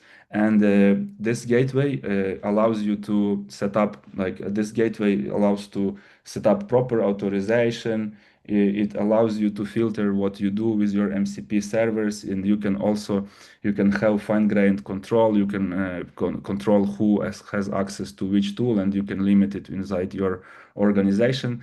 I like to make the analogy to Artifactory, for example, and Pipey. So you have Pipey, and you can install anything from pip. But sometimes you don't know also what's inside, and some organizations that are very keen on security, they create their private proxy, for example, Artifactory, that scans every PyP package before allowing to go into their Artifactory, and their developers can only install packages from Artifactory. So this can be similar, that you want to define tools in your gateway that other developers can use, that have clear authorization, you have fine-grained controls and everything for them, and don't allow using public MCP, for example. So yeah, it allows you to connect many targets. So it can be not only MCP servers, but it can be Lambda functions, it can be REST APIs, and all with a great security. So what is hosted inside AWS will have all the AM support, and what is outside AWS, you can use tokens, you can use different identity providers from AWS or not from AWS, like Okta or Auth0, and so on. And you can track all the interactions with these tools via CloudWatch. So as I said, you can add MCP servers as targets, you can add RESTful APIs as targets, and you can MCPify your Lambda functions. This is particularly useful for those who were building serverless solutions. So you have a lot of Lambda functions, and now you need to wrap them as tools, deploy as them with agents, and you need to refactor. So this allows not to refactor. Yeah? It allows to register them as targets in a agent core gateway and use them via gateway as MCP tools. Let's see how it looks on the short video. So this is how you create a gateway. This is how it looks in agent core, and basically inside this gateway you have targets. Yeah, you have identity providers, so it's secure, but you can have targets. And for targets, as I said, it can be different. It can be APIs, Lambdas, or MCP tools. Here we have Lambda function. So this is a Lambda function that returns some predefined response based on the event type, if request type, whether it's time or weather, just to show how it works. And we register it as a target. In order to register it as a target, we need to define the schema. So the schema tells us what are the parameters we can send to our target, and what is the description, so the model knows what it calls. This is a manual process to create it, but LLMs generate this by examples from the first try now. And once you deploy that, you basically create a gateway client, and this gateway client is provided as a tool to your agent, where we provide agents or we provide tools. So we just provide this gateway client, and then we will see available tools. There will be one tool that I will talk about in a minute, and there will be the name of your target exactly. So when you run a query, so here we are asking weather, and it knows that from description, from the schema, it knows that the weather is in this tool, and it runs our Lambda and returns us a result. So this is how we can use gateway to MCPify our Lambda functions, REST APIs, or like some insecure or any other MCP servers. And there is another killer feature that is really cool in the gateway. So you can imagine that if we have a single gateway and you want to use many different tools, the number of them grows quickly. And as at the beginning of the presentation, I said that if the number of tools grow like above 30, it's good time to split it for more agents, right? But another solution is to use this feature. It's called gateway semantic search. So similarly, like you search in your vector database, you can search for tools in the gateway. Based on your task, for example, create a social media post. Yeah, right now, let's say we have 300 tools available. And definitely we don't need all of them to create a social media post. So based on this search and on the tools descriptions we have, our agent core gateway will return us the top 10 or top n, the number we specify tools, and only these tools will be loaded in the context of the model, will not overload the context with all these 300 tools, and will use only required tools in order to complete our task. So this is a very cool feature if you want to use Agent Core Gateway. And this is that secret tool name that I mentioned during the video. It's called this weird name, Bedrock Agent Core Search. Uh, cool. So now a few words about the additional extra components. I know I need to, yeah, let's go through over them quickly. They are just helpful here. So browser allows your agent to browse the browser, right? So it can click, it can go to some websites and extract some information. You can automate, for example, the Selenium testing with this or any other things. There are a lot of providers for browsers, but Agent Core just provides their implementation, which is tested by them. So it's nice to know that it's there. There is also code interpreter. So this feature allows your model to run code.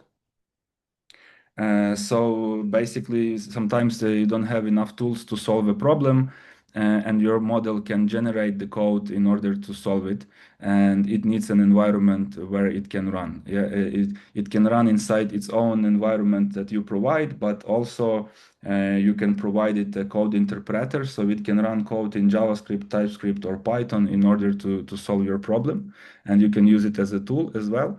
And identity is about security. It's also very important, but the main point here is that you can use different identity providers. You can use different security secret managers. You can use JWT tokens, and all within Amazon Bedrock with no need to use other services. And also policies. This is pretty handful for governance and access controls. So you can define users in policies, and for these users, you can define policies on what tools they can access. And for example, the data science lead can create tasks in Jira, right? And data scientists can read those tasks but cannot create, delete. And this is a simple example, but you can think of defining what tools who can use and who cannot, and this is a handy tool as well. Then evaluations, so it's a critical component of agentic systems. It can have another webcast just related to it, but I just wanted to share that it's available in Agent Core as well, and you can evaluate your agent, not only LLM, like all these benchmarks we know, but your entire system, and see how good it follows your instructions, how correct it is, how helpful it is, and so on.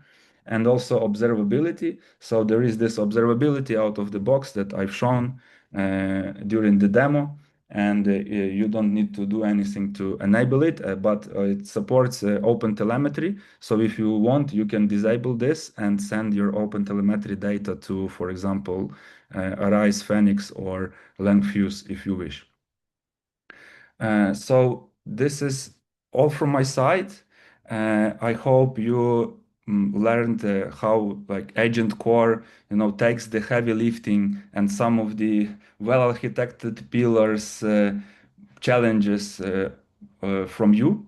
And yeah, I hope you learned something new. And just FYI, this QR code will lead you to our careers website. We are growing in AI very rapidly, always hiring. So I encourage you to check out the link. And now we have some time for Q&A, or are we going to do the quiz first? Victoria, support me here, please. I think we have a few questions, so we can start with them. And who will be left, we will have a quiz one. Okay. Yeah. So questions are in this platform, right? So I can Yes, read them here. we also have few in chat, but maybe we can answer them after the quiz, if it's okay for you. Yes. And the people who want to stay over time, I think it's good because we do the quiz, official part, and then I can take some questions over time of the event as well. Okay. So I will start one by one. What is the best recommended way to build our devs that using AWS Bedrock from different services on shared EKS cluster calculate their prompt tokens? Good question, and there are multiple ways on how to do it, and one of like the AWS native way on how to do it is called inference profiles, Bedrock inference profiles.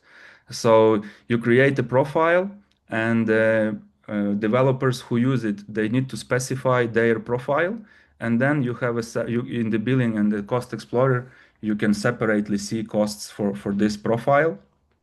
So this is one, or more classic, right? That for your developers, if you want to have it individually, I think individually it's pretty hard, but you can have individually the inference profiles per developer as well.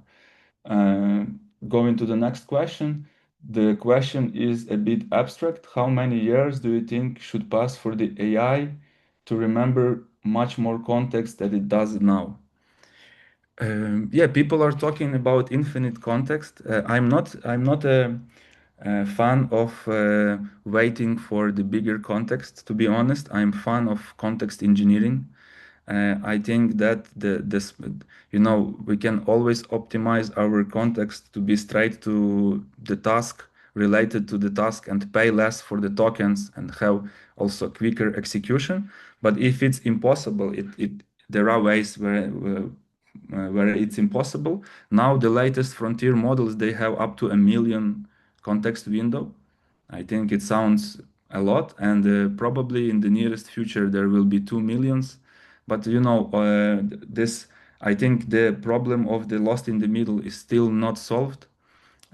So we need to keep an eye. I think there is no simple answer to this question. Context will grow, but is it a solution for the problem? It's not always. Okay, and I will take maybe these two more questions and we go for the quiz. I wonder, is there a way to make agents in Agent Core to answer to the questions strictly in the context of their knowledge?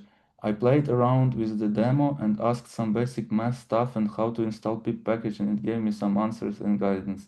In my case, I want to make agent respond more strict and do not provide any extra info. Good question, and thank you for trying to trick the system. Yes, this system is easy to trick. So there is no, first of all, you saw the prompt, right? The prompt was very small, and I'm not saying not to answer questions that are not directly related to this. So it's one technique, prompt engineering, but you will not be able to fully solve it with prompt engineering. And there is a like a concept called guardrails.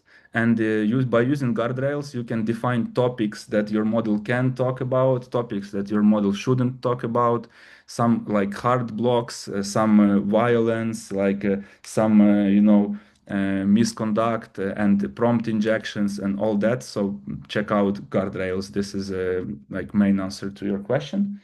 And the last question is, how do you manage the context mix on different knowledge bases that were vectorized with different embedding models with different vector dimensions, so that single model can not be used to operate on all of them? It's also a complex question. So if we are using a same agent and we want for the same agent to have access to different vector stores that use different vector embeddings, I think this is too complicated to solve. It's better to split for multiple agents, and one agent will have access to the knowledge base that was built with a specific embedding, and this agent will use the same embedding to retrieve information and then provide this back to the main agent. And this way you can combine this hybrid different knowledge bases with different embeddings models. If you want to have a solution for a single, I think you need to find the best embedding model that works for you and use it everywhere. Yes, so I'm done with these ones. Let's go for the quiz. Thank you. Sorry, I really like to talk about this topic, so I can answer questions for a long time after. We have a big amount, not a big, just quite left in our chat. And also maybe people can join you on LinkedIn to discuss such questions? Of course, yes, feel free. Yeah, great. Okay. Okay, so I will stop presenting now.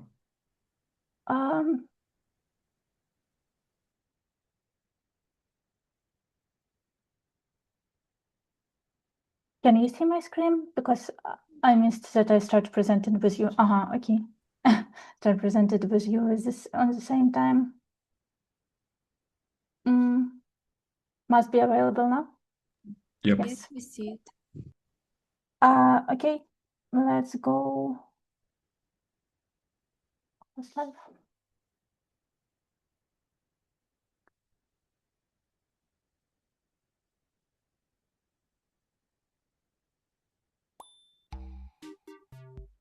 So 10 seconds for those who want to scan QR code, and I will resend it to our chat as well.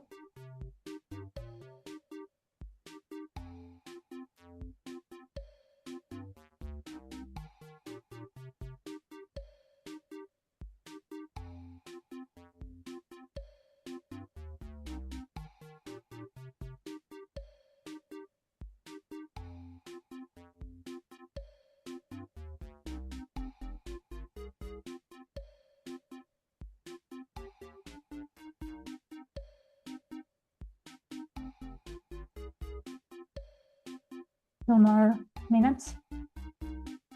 If anyone else is joining.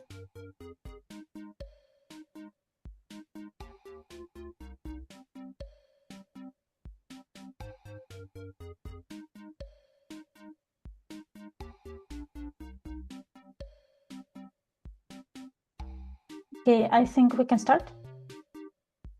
No, still joining. Okay. No more seconds.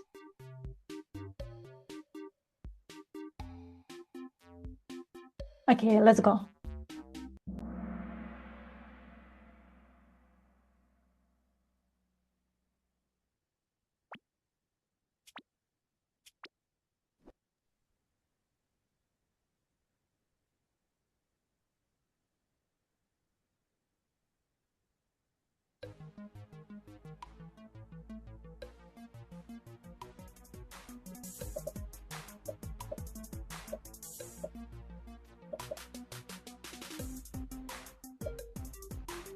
I think there are two correct answers, but yeah, we use the most correct one here. Oh. Oh, I like the green one, you know. So. Okay, it's interesting find. So Bogdan again is leading.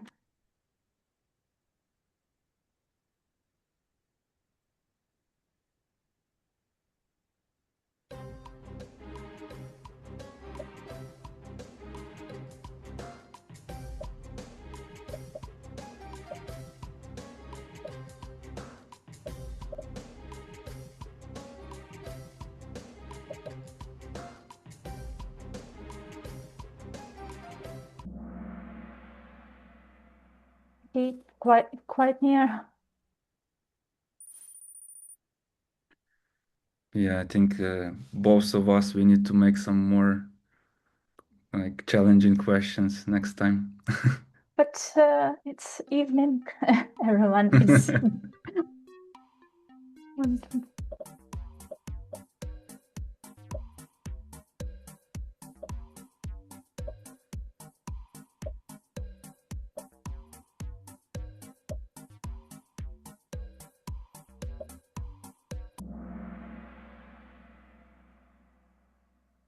Okay, good ones as well.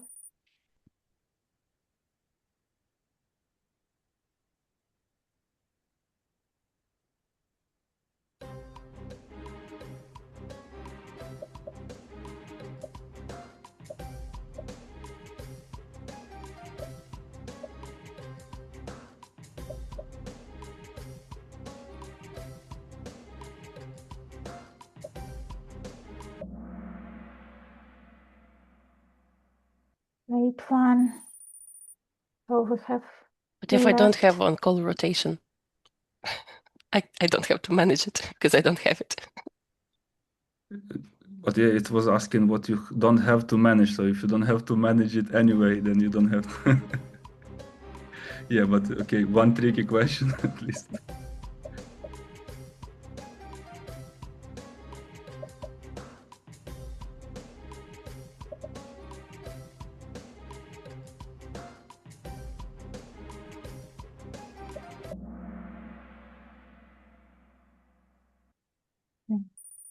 Yes, this was important question, so there is something useful out of the webcast.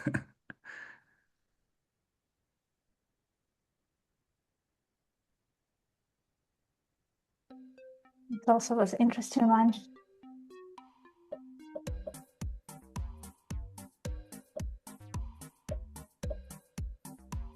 Some people are answering just in 2 seconds.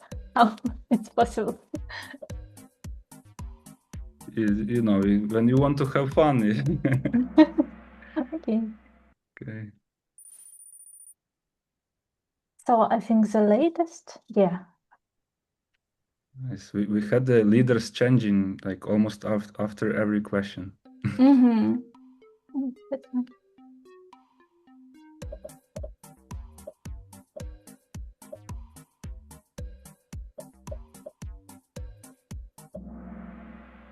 Well, it was the hardest one. Okay. Yeah, because we didn't cover this in many details, but there was a slide about it. The red one would be me on Mondays. Yes, forget and panic. Every Monday. And the winner. Wow, please share your name with us. We will be very grateful if you can. Are you fair with your name, with your newbie? Okay, great. Yeah, newbie, please share your name with us in chat, maybe in Zoom, so we can send you some gift. And also the latest one, it's a spin with a lucky winner just who joined us today.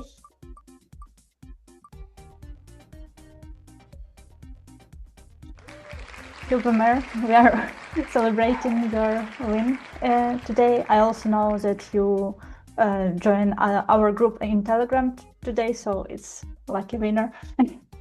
And that's all from our side. Thanks everyone who